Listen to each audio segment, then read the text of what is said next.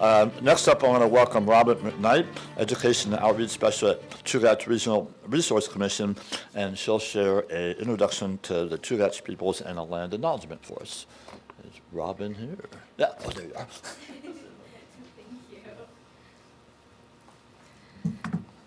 Okay, great. Can everyone hear me okay? Awesome.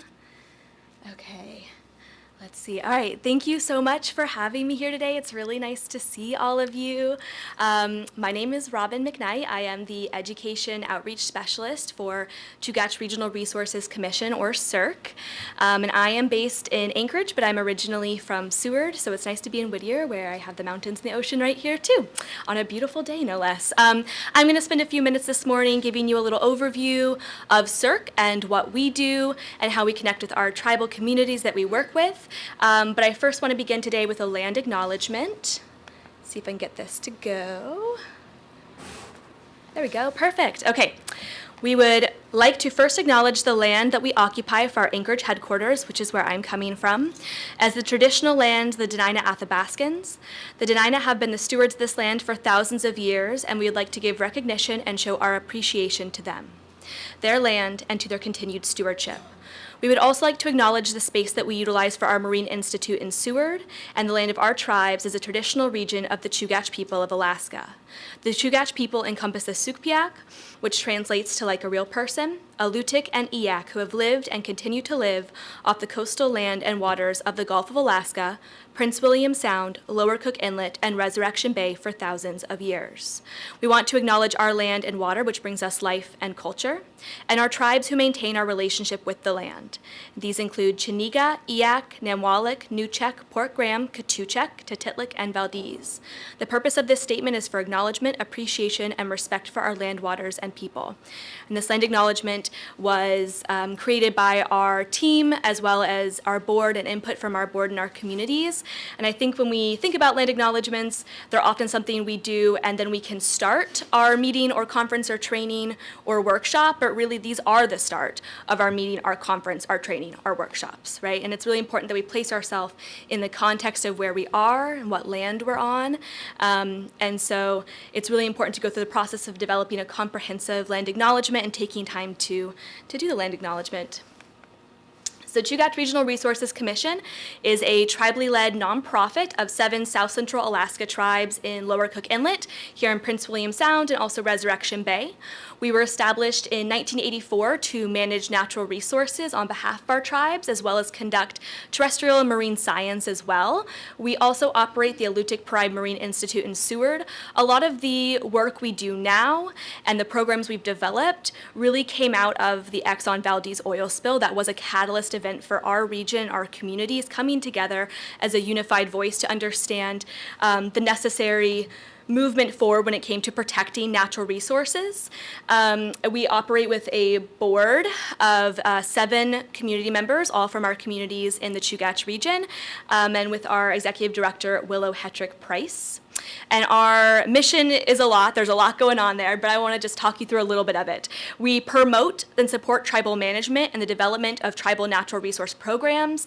We advocate and cooperate with private, state, and federal agencies and organizations. We develop and enhance natural resource management education and training programs and promote sustainable and sound economic development.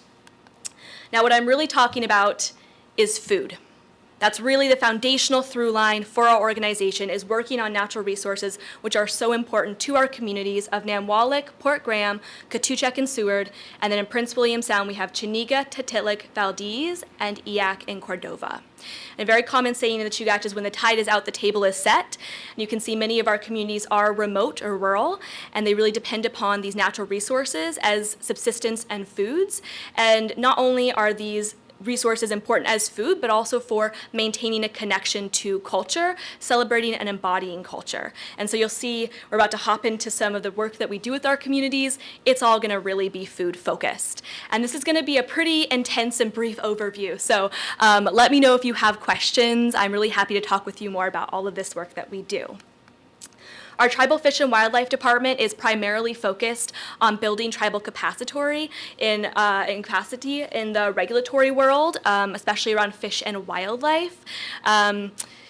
There are over 10 entities that really regulate fish and wildlife that apply to the Chugach region. It's really important that we are promoting and uplifting tribal voices in this process. That's why we have programs like the Subsistence Alliance that bring us together to discuss important matters related to policy at a state and federal level. This is under the direction of Raven Cunningham, our director for this department. An example of this is our marine mammal program, which is really focused on establishing a region-specific marine mammal management plan to help ensure subsistence rights for our tribal communities and for our community members when it comes to marine mammal harvest, which has been important since time immemorial and continues to be really important today. But we also do lots of fun stuff in tribal fish and wildlife. We have done a bat sonar study with Kenai Fjords National Park. We do migratory bird work and gull egg collection harvest. We work on traditional foods projects, which kind of integrates to everything we do. We do tribal fisheries work and fisheries enhancement. And we do wildlife surveys and composition studies as well. Hello. There we go. Our Lands and Habitat program, I really want to highlight our Special Projects Coordinator, Brooke Mallory, and her work on our Tribal Conservation District, which was founded in 2021. And this is really, again, getting at that unified voice for our region and all the spaces in our region that our communities exist in, and really helping our tribes have access to USDA funding to support economic well-being and local employment, enhancing subsistence and environmental monitoring programs, and supporting self-determination, whatever that might look like, including training, education programs, and natural resource management programs. We also want to welcome Jen Kiokin. She's our new IGAP environmental coordinator. We're really happy to have her on board. She's just like hopped right into it all. She recently hosted a water sampler training in Seward and with our community members, which helps us support our ocean monitoring program and monitoring for ocean and marine ecosystem health. And it's really fun to engage with community members in that way. So we're excited to have her on board. Our climate change program really has two parts to it. The first is, of course, understanding changes to our region and to our communities and their local areas, and then understanding how we can mitigate impacts to traditional livelihoods in the Chugach region as well. And we do this in a lot of different ways. So one way that we're communicating some of this work is through the 7 Generations of Climate Change Story Map, and this is something our climate coordinator, Erin Shu, and Two Bears Consulting has worked on to put together a beautiful story of our region, really. We also have a regional adaptation plan that we are working on, and we're soliciting feedback for it now. So if you're interested, let me know, and I will get you set up with that. We also have the potential of working on a really cool partnership with Higaman and Soldovia and Woodwell Science Center regarding a research plan that would focus on landslides and how they may cause tsunamis in our region. And then we work here in Prince William Sound with the native village of Eak on a climate pollution reduction grant as well. Education and outreach is a relatively new department. We're a couple years old. This is where I work, where I'm centered. And it's really focused on creating meaningful learning opportunities for our partners, for the public, and of course for our tribal communities as well. And we do this through connecting traditional ecological knowledge, natural resource management, and then marine and terrestrial research and science being done in our regions and in our communities. And this has taken many forms. So we are building out an internship program, which we are really excited about right now. And we're offering internships to high school students as well as college students. And this is a poster that was actually created by our high school intern recently, which is, we are really excited to have that as her final project. We also do facility tours at Alutiiq Pride Marine Institute in Seward. Come see me, we'll hang out, we'll look at shellfish, it'll be a really good time. We do a lot of sharing of traditional knowledge and working on projects with partners and respected elders and community members. And this is a great example of a project that we've done on birds in our region. And then we also do a lot of curriculum development and educational material development and social media and supporting our other departments and working with them closely. And this is our education outreach coordinator, Carol Conant. We are supported by the Coral Network, the Community Organized Restoration and Learning Network, which is an amazing group of partners that are really focused on the EVOS and the spill region, specifically looking at building out education and outreach programs and communicating science and research that's been done in the region. This is an EVOS-funded project, and our partners are the Alutiiq Museum and Archaeological Repository, Alaska Sea Life Center, Alaska Sea Grant, Haley in the back, and then Prince William Sound Science Center and Center for Alaskan Coastal Studies. Coral Network also supports Collective Alaska Native Perspectives, which is a 3-day intensive workshop. It's a cross-cultural communication training, but it's a lot more than that, and it's an amazing opportunity for researchers and scientists in our region. It's really fun, and it's also a really great way to challenge your own way of knowing. So if you're interested in learning more about that, come see me. We also have a healthy foods program that's specifically focused on food sovereignty and food security in our communities, looking at game and fish processing, as well as growing healthy, yummy, delicious greens for our communities. Alutiiq Pride Marine Institute is our marine research institute and mariculture technical facility located in Seward, Alaska.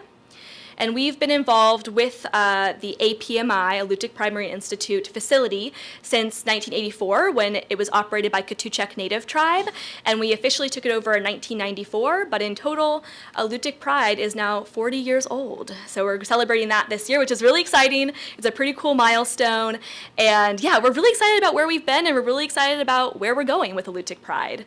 And this work is directed by Jeff Hetrick, along with our science director, Dr. Miley Branson. So what do we do at Alutiiq Pride? It's a really good question. We do a lot of stuff. And one of the things we do and we focus on is mariculture development. And we see mariculture as an economic opportunity, a sustainable economic opportunity for our communities, as well as opportunities for food security and ecosystem benefits as well. We also work on intertidal species restoration, and this is really fun because it's all at the discretion of our board and our tribe. So what species are you interested in having on your beaches? And, you know, that's species that are really important for subsistence harvests, and it's really great to work with that meaning in mind on this, growing and spawning shellfish in our hatchery, working on restoring clam beds. It's pretty important work for us and aligned with our mission. And so is our ocean monitoring program. We do ocean acidification monitoring and research. We have the longest data set of ocean acidification data in Alaska, which is fantastic. We also monitor for harmful algal blooms, and we do test for paralytic shellfish toxins as well.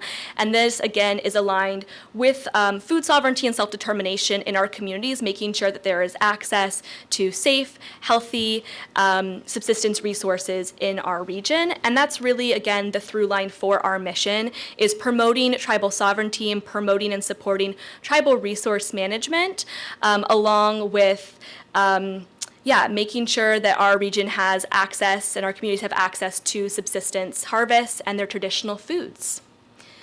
So thank you so much. That's all I have. I know that was really fast, and you can tell I was in high school debate. I don't know if you can tell. But there's my contact information, our QR code for our website, and if you have any questions, just let me know. I'll be here all day. Thanks, guys. Does anybody have a question for Robin? A moment for a question or two. Or online.